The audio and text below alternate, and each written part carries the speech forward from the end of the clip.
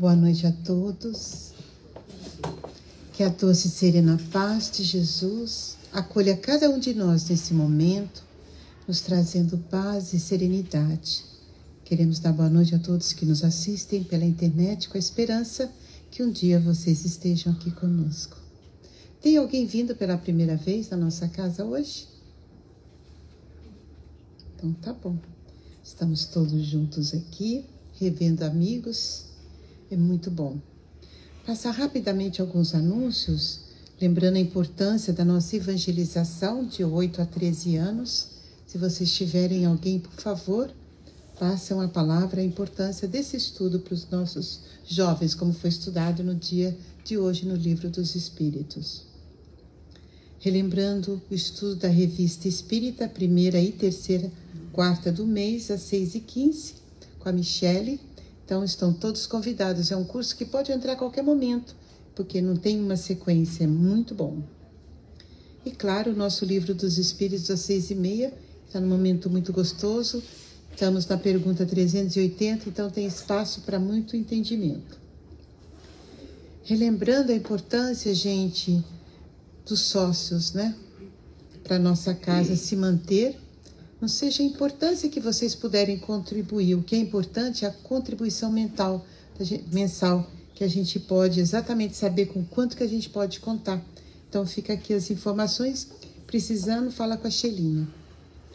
Lembrando que nós temos uma equipe de atendimento fraterno. Muitas vezes a gente entra aqui com o coração apertado. Venham até nós, divide com a gente. Estamos preparados para juntos ver como o Evangelho pode nos ajudar. Quem precisar pode comunicar com a Monique e com a Michele, que elas encaminham. E a gente começa com a leitura do Fonte da Vida Feliz, psicografado por Divaldo, pelo Espírito Joana de Ângeles, que fala: disciplina a vontade, impedindo-te ser vítima da irresponsabilidade. Começa as tuas atividades de pequena monta, mantendo a ordem e a eficiência em cada realização. Quando tiveres muitas tarefas a realizar, não percas tempo, escolhendo por qual iniciar. Executa a que esteja mais próxima. Passa a seguinte, e sucessivamente, desincumbindo-te de todas. Enquanto não des o primeiro passo, não chegarás ao fim do caminho. A primeira palavra dá início ao discurso. A disciplina é responsável pelo êxito das elevadas realizações. Então aqui Joana de Ângeles nos fala um pedacinho de cada vez. O próximo passo, o mais importante, é o fortalecimento da decisão de usar da nossa vontade para nos disciplinar. Muitas vezes a gente não faz esse trabalho e as coisas se juntam e a gente fica vivendo de forma atabalhoada, com muita coisa e ficando no rodamuinho. Então aqui ela está convidando, vamos escolher a primeira mais próxima, ver o que é realmente importante e se comprometer a cumprir devagarzinho, em pedacinhos mastigáveis, para que a disciplina possa nos ajudar a realizar. Muitas vezes a gente deixa de realizar um serviço a Jesus porque falta esse compromisso de fazer um pedacinho de cada vez. Então fica aqui o convite. Oremos. Vamos nos preparar para a nossa palestra. Em primeiro lugar, trazendo graças a Deus, nosso Pai, por aqui estarmos reunidos em nome de Jesus. Obrigado, Pai amado, por nos ajudar a manter esse ponto de luz, este lugar que nos acolhe, que nos ajuda a lavar a nossa alma, afastando de nós toda e qualquer influenciação negativa, desde o momento que a gente adentra esta casa, esse lar espiritual. Sabemos que os bons espíritos que aqui se encontram, que prepararam essa energia revigorante, já está aproximando de cada um de nós, já buscando desfazer os nós que nos ligam ao sofrimento, que já estamos prontos para deixar embora. Então, a partir de agora, já sentimos o benefício dessa psicosfera de luz, alimentada por Jesus, pelos bons espíritos, que vai devagarzinho nos preparando para os estudos da noite de hoje, acalmando os nossos corações. Ajude-nos da nossa parte a abrir a nossa mente, o nosso coração, para que todas essas energias que já estamos recebendo a partir de agora, durante toda a palestra e depois durante o passe, possa verdadeiramente lavar a nossa alma e nos renovar, nos capacitar para sairmos daqui preparados e mais tranquilos. Em particular, pedimos ao mentor da nossa querida Mary que se aproxime dela, para que ela seja inspirada para dividir seus estudos conosco com muita tranquilidade, do coração dela para o nosso. Então, em nome de Deus, nosso Pai, Jesus, nosso irmão tão querido, que damos por iniciado os trabalhos da noite de hoje. Que assim seja.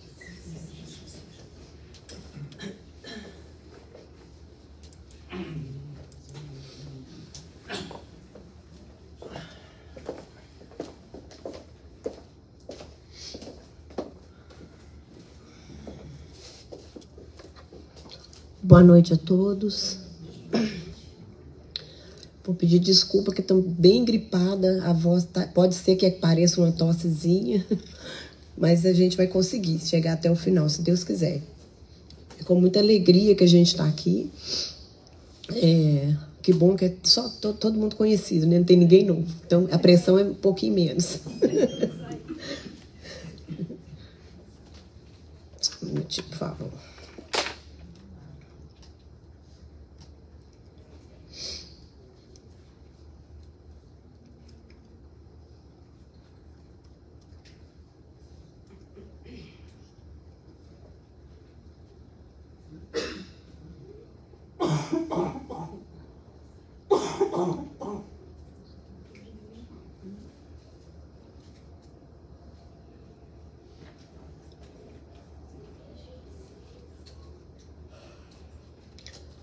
Ok, a gente usou as obras, gente, não tem slide, não tem PowerPoint, não tem nada, que é a moda antiga mesmo. Um dos meus compromissos com Deus, comigo, com a minha filha e agora com vocês, é fazer as pazes com a tecnologia e aprender um pouquinho mais para essa palestra ficar mais chamativa, para prender um pouco mais a atenção, para ficar mais colorida, mas por enquanto é a moda antiga mesmo, né? Então a gente estudou o livro Caminho, Verdade e Vida. Domingo passado compraram até o livro, gostaram de comprar até o livro. Vamos ver se hoje todo mundo compra aí também. Caminho, Verdade e Vida, o Livro dos Espíritos, o Evangelho segundo o Espiritismo e Céu e Inferno. Foi o que a gente estudou para trazer as reflexões de hoje para nós. E, como a gente já mencionou, conta de si, né? Paulo, aos Romanos, item 14, 12, ele fala, conta de si, lição número 50. De maneira que cada um de nós dará conta de si mesmo a Deus. Eu vou ler tudo e depois a gente vai voltando lá no primeiro parágrafo para poder destrinchar um pouquinho. Com a ajuda de Emmanuel, porque sem Emmanuel a gente não ia conseguir isso nunca. É razoável que o homem se consagre à solução de todos os problemas alusivos à esfera que o rodeia no mundo. Entretanto, é necessário saiba a espécie de contas que prestará ao Supremo Senhor, ao termo das obrigações que lhe foram cometidas. Inquieta-se a maioria das criaturas com o destino dos outros, descuidadas de si mesmas. Homens existem que se desesperam pela impossibilidade de operar a melhoria de companheiros ou de determinadas instituições. Todavia, a quem pertencerão de fato os acervos patrimoniais do mundo? A resposta é clara, porque os senhores mais poderosos desprender-se-ão da economia planetária, entregando-a a novos operários de Deus para o serviço da evolução infinita. O argumento, contudo, suscitará certas perguntas dos cérebros menos avisados. Se a conta reclamada refere-se ao círculo pessoal, Que tem o homem a ver pelas contas de sua família, de sua casa ou de sua oficina? Cumpre-nos, então, esclarecer que os companheiros da intimidade doméstica, a posse do lar e as finalidades do agrupamento em que se trabalha pertencem ao Supremo Senhor. Mas o homem, na conta que lhe é própria, é obrigado a revelar sua linha de conduta para com a família, com a casa em que se asila, com a fonte de suas atividades comuns. Naturalmente, ninguém responderá pelos outros. Todavia, cada espírito, relacionando o esforço que lhe compete, será compelido a esclarecer a sua qualidade de ação nos menores departamentos da realização terrestre, onde foi chamado a viver. Então, é aquela velha história, né? A gente tem conselho e a gente tem solução para o problema de todo mundo, né? Chega um amigo, chega um parente numa situação mais delicada e a gente está ali com tudo na ponta da língua. Imediatamente a gente já consegue resolver a vida daquela criatura, assim, no estralar de dedos, né? Coisa que para ela parece impossível de resolver, a gente resolve em questão de segundos, né? Haroldo Dutra, ele tem uma frase que eu gosto muito, que diz, um quote, né? Que devemos florescer onde fomos chamados a viver, né? Então, é na nossa família, é na nossa casa espírita, no seu templo, na sua igreja, né? Aonde for, é ali que a gente tem que dar o nosso melhor. E é o nosso melhor, e não ficar esperando o melhor do outro, né? A gente vê aí todo mundo, quase toda palestra, a gente vê, o foco é mesmo, o convite é voltar para nós mesmos, né? Então, assim, o nosso compromisso com Deus. E a primeira pergunta do Livro dos Espíritos, e eu quero compartilhar com vocês que foi a pergunta, e foi o livro que me agarrou, que me pegou assim no laço, foi essa pergunta do Livro dos Espíritos. Porque eu tinha muitos questionamentos, né, de quem é Deus, como que é Deus, esse negócio de que eu sou mãe de 3 filhos, como que um vai para o céu, outro vai para o inferno, e quem vai para o céu, né? Isso para mim era bem confuso. E eu, antes de estudar um pouquinho espiritismo, eu fui evangélica, eu fui católica, antes de chegar aqui estudei um pouquinho de budismo, e assim, para mim as coisas têm que fazer sentido. Pode até uma coisa até meio louca assim, mas se fizer sentido para mim, eu compro, né? Então essa pergunta, da maneira que Kardec formulou o que é Deus, né? O nosso compromisso com Deus. Então, o que é Deus? Eu acho isso fantástica a resposta dos Espíritos, né?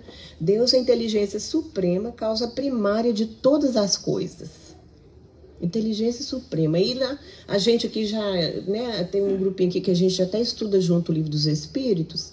Então tem os atributos, Deus é bom, Deus é justo. Então como que Deus vai ficar lá? É como se a gente estivesse aqui num reality show e ele lá, olha, você fez isso errado. Ah, você vai ver quando você chegar aqui. Aquele ali. Se Deus é inteligência causa primária, eu acho que seria perder tempo demais com isso, ficar ali com uma filmadorazinha olhando a gente, o que a gente está fazendo, né? Então, para mim, é fantástica essa pergunta, é importante, porque nós aqui, muitos de nós sabemos, mas se tiver alguém, né, que vai estar assistindo em outro momento e que não tenha tido acesso ao Livro dos Espíritos, fica aqui o convite para a gente ler e estudar, porque é importante estudar e em grupo, que faz toda a diferença, né? Bom, então o Supremo Senhor, né? Nós já sabemos que é Deus, que Ele não está lá apontando o dedo. E o que é obrigação? Né? O nosso compromisso. O que é obrigação? Segundo o dicionário, disposição, compromisso, lei, preceito, dever, responsabilidade, encargo. Então, dever. O dever moral. O que é o dever moral, segundo o Espiritismo, segundo o que a gente estuda? A lei moral sinaliza o ser humano o que deve ou não fazer. E ele só é infeliz quando dela se afasta. Ela é a diretriz verdadeira para a felicidade do homem. O dever é responsabilidade no conjunto das determinações da lei moral, a regra pelo qual o homem deve conduzir-se primeiro consigo e depois com o outro.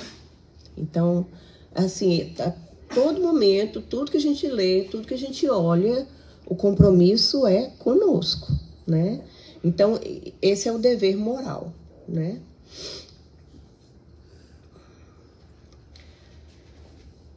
A gente se inquieta muito com o destino dos outros, né? Como a gente falou no início. A gente quer resolver lá o problema do vizinho, o problema de todos, mas a gente se descuida da gente mesmo. E quando a gente se ocupa muito com o outro, e até mesmo com o filho, que a gente acha que a gente tem o dever com o filho, né? E lógico que temos, né? Quando ainda são pequenos e que precisam da nossa tutela, dos nossos exemplos, né? Que é o ideal. Mas a gente não vai conseguir resolver o problema da criatura. Às vezes você até se perde e cai junto com ele. Se você não foca em você mesmo e busca força, busca a ajuda necessária, você se desespera, né? Aqui mais para frente a gente vai ver, na leitura Emmanuel fala que a criatura se desespera, querendo mudar a casa, querendo mudar o ambiente religioso, né? O templo. Então, assim, é importante que a gente mantenha o nosso foco e que a gente saiba que essas criaturas, elas não nos pertencem, esse templo não nos pertence, né? Como ele mesmo fala, os acervos patrimoniais do mundo, né? Tudo é de Deus, nada é nosso, tudo é emprestado, literalmente empréstimo, e a gente não sabe nem por quanto tempo que é nosso. A nossa casa, o nosso trabalho, os nossos filhos, né? Eles casam e se vão, dependendo de com quem eles casam, às vezes vão seguir a vida por lá e a gente nem tem muito contato mais, e a gente tem que respeitar isso. Gostar, a gente não gosta, mas precisamos respeitar que é uma criatura emprestada por Deus e que ele tem a sua missão, a sua meta a cumprir, né? E que não necessariamente vai ser sempre do nosso lado, do jeito que a gente quer.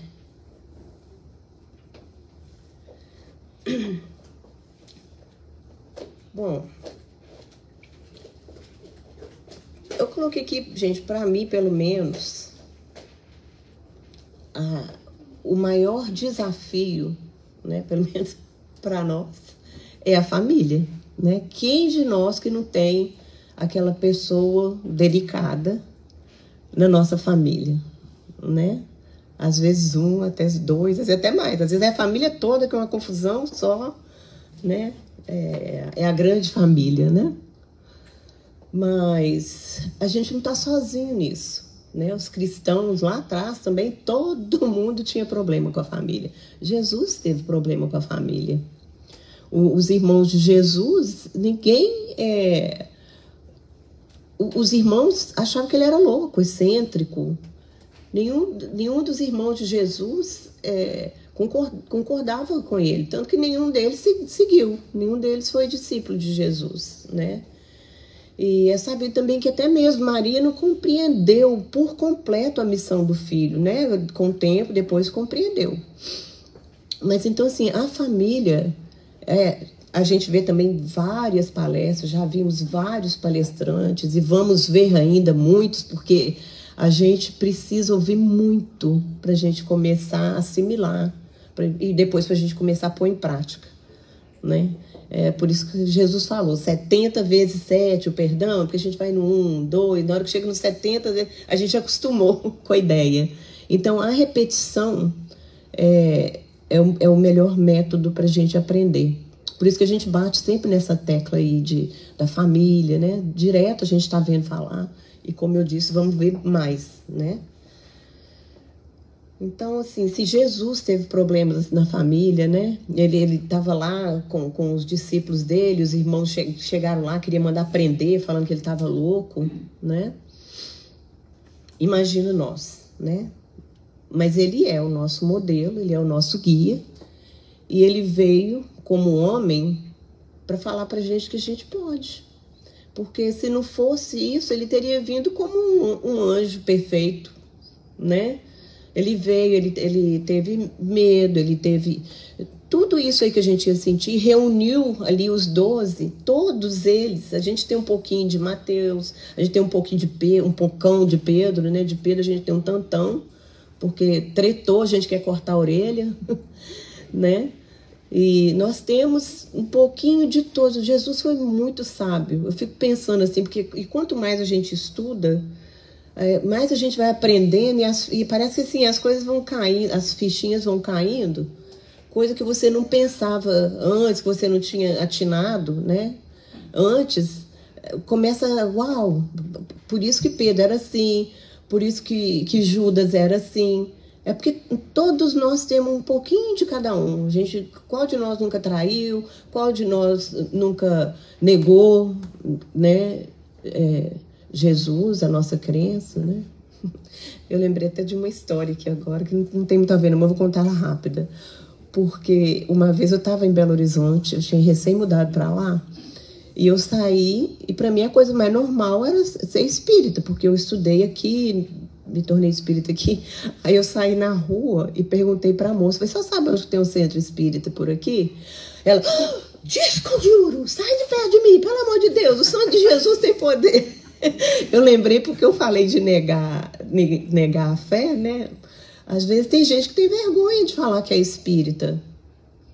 A gente fazia um trabalho lá em New Jersey, no asilo, onde os católicos, eles chegavam com a Bíblia, com o crucifixo, os evangélicos com a Bíblia deles debaixo do braço, que faziam um trabalho voluntário também, os espíritas tímidos, assim, com o evangelho assim, a gente fazia massagem, né, nos velhinhos, para disfarçar e dar um passe. Nós fizemos esse trabalho há uns 10 anos. Aí a gente fala, vamos meditar, e a gente meditava, e ali a gente aprende. Com o tempo a gente já estava dando passo até na cozinha, e o lugar era judeu. O asilo era já diretor, era Jewish, não era? Então, assim, às vezes a gente tem vergonha até de falar que a gente é espírita, né? E, enfim, a família, gente, é esse barco aí que a gente já sabe, né? Agora, quem nunca tentou mudar a instituição, a casa espírita, ou a sua igreja, ou o seu templo? Quem não quer ir lá dar conselho para o pastor? Quem que não está, nesse momento, aí falando, essa palestra aí eu acho que eu podia fazer melhor? Né? Quem de nós, né? A gente chega... Eu, por exemplo, eu fiquei quase 9 anos no Brasil e eu estudei lá, numa casa espírita lá. E lá é lógico, tem muita mão de obra. Eu não sei, eu acho que no Brasil a gente arrumou mais tempo do que aqui. E lá tem muito voluntário, então as coisas funcionam melhor. E eu cheguei de lá e já fui querendo implantar tudo que tinha. Tudo que tinha lá. Lá a gente tem dentista, psicólogo e tal. A casa, nem aluguel não paga, a casa é do centro, entendeu? Dentista que faz trabalho voluntário, advogado, psicólogo. Aí eu já cheguei aqui querendo fazer a casa espírita aqui, igual lá do Brasil também. Eu me peguei fazendo isso. Aqui não, quando eu cheguei aqui eu já tinha aprendido a minha lição. Aqui eu já cheguei bem caladinha, pensando assim, ó, o meu pensamento era o que vier, o que pedir, Deus vai me capacitar. E aonde houver carência, é aí que nós vamos trabalhar, né? É fazer uma sopinha, é falar aqui para vocês, é o que for. Assim que chega o convite, é de coração, gente. Eu fecho o meu olhinho aqui, eu abro o meu coração e falo, Jesus, é só um corpo, me usa. E aí a gente vai embora, seja pro que for. E a sopinha sai uma delícia, né? Bom, nossa, e a sopinha da Ana, então? Então é isso, a gente quer mudar a livraria, a gente quer mudar a cozinha, a gente chega lá, já tem o sistemazinho deles lá todo, mas aí chega um novato, aí ele quer, por que tu faz assim? Aí tudo também é trabalho, né, gente? Inspira, respira, não pira, né? E aquele sorrisinho, né? E a gente vai levando, e a gente vai aprendendo, a gente vai trabalhando junto, e a gente vai crescendo junto, né? Porque a gente não vai mudar a cozinha, a gente não vai... Vamos parar e vamos tentar mudar nós, vamos mudar a Meire, né? Esse é o compromisso.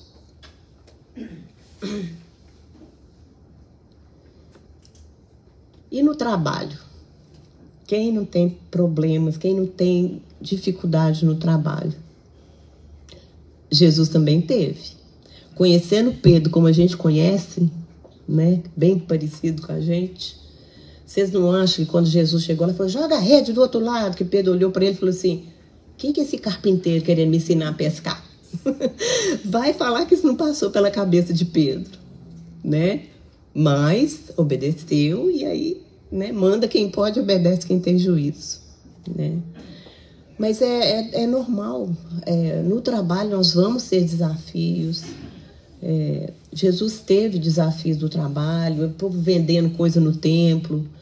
Ele já tinha pedido, quantas vezes ele pediu, quantas vezes ele ensinou para o povo, falou que a fé é só um grãozinho de mostarda, desse tamanhozinho, que a gente podia fazer, podemos fazer o que ele faz e muito mais. Mas mesmo assim eles vêm com o menino e tem Jesus que tem que curar o menino, porque, né, também os desafios de Jesus no trabalho, né? E nós com os nossos, né? Eu tenho uma confissão a fazer no trabalho.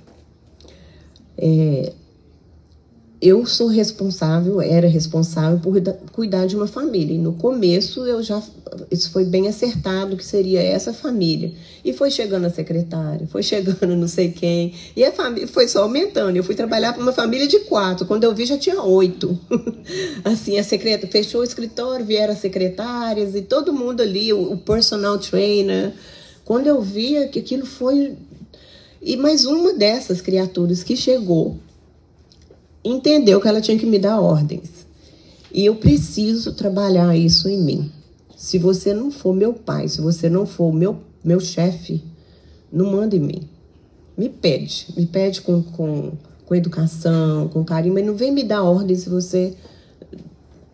Isso pode ser falta de humildade, né? Eu tenho que achar meu equilíbrio aí. Mas essa pessoa veio mandando, então eu conversei com a minha chefe, a chefe explicou, olha, ela não tem obrigação, ela vai fazer e tal, né? Explicou. Não adiantou, gente. No dia seguinte a pessoa tá lá, porque eu gosto disso assim, eu gosto assim. E aí o ovo dela, aí ela me pediu o ovinho frito, me falou como que ela gostava. Ela foi no banheiro, eu furei o ovo dela todo. E virei ele, assim, ela gostava dele, não muito mole, nem muito duro, nem muito assim, nem muito assado. Aí eu furei ele todo. Mas, gente, onde é que está gravada as leis de Deus? Deus estava lá me olhando furar o ovinho dela? Estava aqui, ó. Eu comi aquele ovo horroroso, que ele ficou todo engordurado, e fritei um bem bonito para ela. E servi aquele ovinho lá para ela. Porque... é aquilo que Jesus fala, aquele que mais foi dado, mais será cobrado. E quanto mais, tem hora que eu tenho vontade de parar de estudar, porque quanto mais você sabe, gente, olha, dói, não dói? Vocês são assim, quando você faz uma coisa dessa, ou no trânsito, não é que nós fazemos, chega, nossa, dói, dá sudorese, o coração dispara. Porque você sabe que é a consciência, é a lei que está aqui, gravadinha ali. Então não adianta, não adianta. Aí a gente olha para Deus, oh meu Deus, ainda pede ajuda para Deus. Mas aí é isso. Eu achei essa fala aqui, uma das nossas insensatezes consiste em vermos o mal de outrem antes de vermos o mal que há em nós. A gente, para se julgar, a gente teria que sair de nós mesmos e olhar. No caso, aí, se eu puder sair de mim e me ver lá furando o ovinho da mulher, o que falaria? O que a Biga ia falar de mim se ela visse isso lá? O que o Marcelo, que eu chego aqui com o Marcelo, meu irmão, abraço e tal. Eu pensei, gente, o que o Marcelo ia pensar de mim se ele me visse furar esse ovo desse jeito aqui? E não era furando assim, não, era... sabe? Aí, bom, então assim, viver cansa. Eu fiz 62, cansa. Você tem que sair de você mesmo. Tem hora que você tem que entrar para dentro de você mesmo. E sai, entra. É um entra e sai danado, assim, pra gente poder ver e poder se ajustar, né? Então, aquela história, né? Como é que vedes um argueiro no olho do vosso irmão e não vedes uma trave no vosso olho? E a gente trouxe uma historinha que eu acho que grande parte conhece, mas ela é interessante, então vou contar a si mesmo. Conta que um casal mudou para um apartamento novo e o marido, né, ajudou a ajeitar tudo. Depois que ajeitaram tudo, ela entrou para o banho, ele pegou o jornal, a sua poltrona preferida, e foi ler o seu jornal. E ela vem saindo e olha pela janela e fala: fulano, olha o estado da roupa que a vizinha colocou na cerca. Levanta, vem ver. Ele olhou, baixou o jornal, olhou para ela, levantou, foi lá, olhou na janela, balançou a cabeça, sentou e pegou o jornal. No outro dia, a mesma coisa. Ele vem, ela olha na janela, ele tá lá com o seu jornal, seu cafezinho. Rapaz, hoje ela colocou roupa branca. Olha, a roupa branca dela tá marrom. Olha só a roupa que essa mulher pendurou na cerca. Ele abaixa, olha para ela. Dessa vez ele nem levanta. Volta, olha o jornal. Terceiro dia, a mesma coisa. Aí, finalmente, ele levanta, coloca o jornalzinho dele, o cafezinho dele, vai na cozinha, pega o index e limpa a janela dela. A roupa da vizinha estava limpinha, né? É isso, é essa nossa vidraça que a gente precisa com o Evangelho, com o Livro dos Espíritos, com os exemplos que nós temos do nosso Mestre, né? Jesus deixou tanto exemplo para nós, né? Esse querer mudar o outro, querer mudar nosso filho, o nosso marido, nossa marida, é inútil. A gente perde, desgasta tanta energia, tanto tempo, né? Amar o outro como ele é, né? E mudar o que a gente pode mudar em nós. A gente vem aprendendo isso a duras penas, né? Mas não tem um lugarzinho lá no Evangelho que fala que ia ser fácil. Eu já procurei de trás para frente, do meio para trás. Não tem nenhuma fala que isso tudo ia ser fácil, né? Porém, no Livro dos Espíritos fala que o que falta para nós é a vontade. Na leitura hoje, coincidentemente, falava disso, né? Da gente colocar a nossa vontade nas pequenas coisas. Igual o meu ovinho lá, eu comi aquele ovinho feio e dei o bonito para ela. Já é um começo, né? Da próxima vez, talvez eu não fure o ovinho, eu também como um ovinho bom, né? Nós duas, né? E não foi aquela energia toda ruim ali para aquele ovo, né?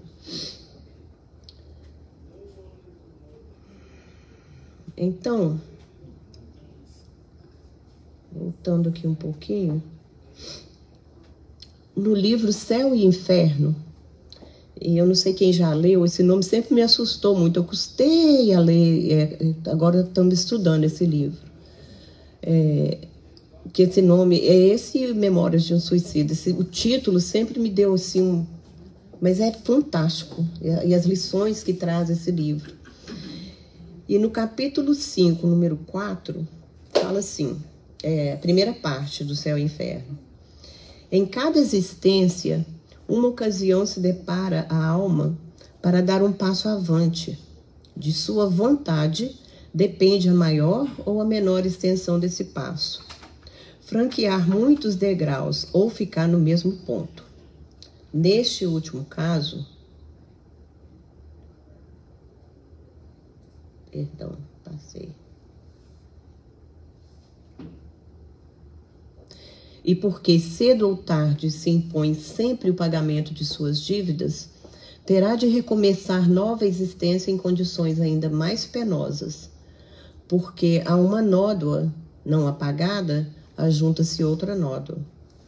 É, pois, nas sucessivas encarnações que a alma se despoja das suas imperfeições, que se purga, em uma palavra, até que esteja bastante pura para deixar os mundos de expiação como a terra, onde os homens expiam o passado e o presente em proveito do futuro.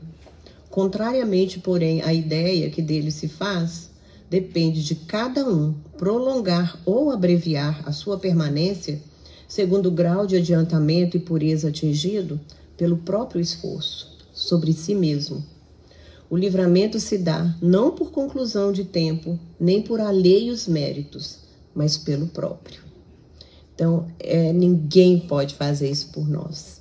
Esse é um compromisso nosso, ou seja, esse compromisso com Deus, eu espero assim, eu estava passando muito mal quando eu preparei esse estudo, estou passando por um momento delicado na minha vida, então eu espero que tenha feito sentido para vocês como fez para mim, porque depois disso tudo aqui, a conclusão que a gente chega é que o compromisso com Deus, com nosso Pai, não é nada mais, nada menos que o compromisso conosco mesmo, né? De nós depende a nossa evolução.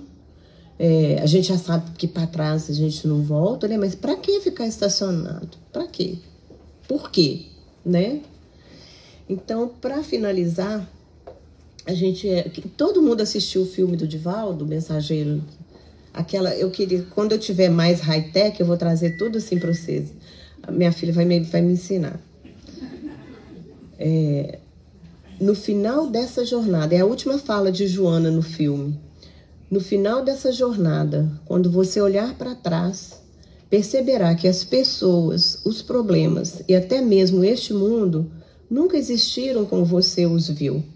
Eles só foram colocados em seu caminho para lhe dar a oportunidade de evoluir como espírito. Se viveres com a consciência da imortalidade de sua essência divina, quando chegar o último dia do corpo aqui na Terra, verão que a luta nunca foi contra o outro. O tempo todo foi entre você e você mesmo. O maior desafio da criatura humana é a própria criatura humana. Nossa, arrepiei até o rosto. Muito lindo, muito lindo. Com isso a gente vai finalizando. Muito obrigada pelo carinho de vocês, pela paciência. Que Jesus possa nos envolver na sua sabedoria, na sua harmonia e no seu amor infinito.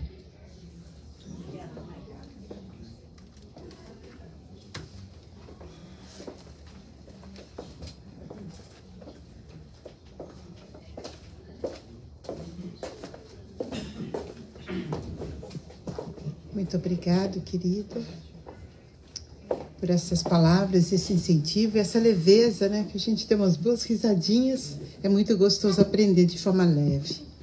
Vamos nos despedindo de quem está assistindo pela internet. Que a doce e serena paz de Jesus fiquem com vocês também. E para nós.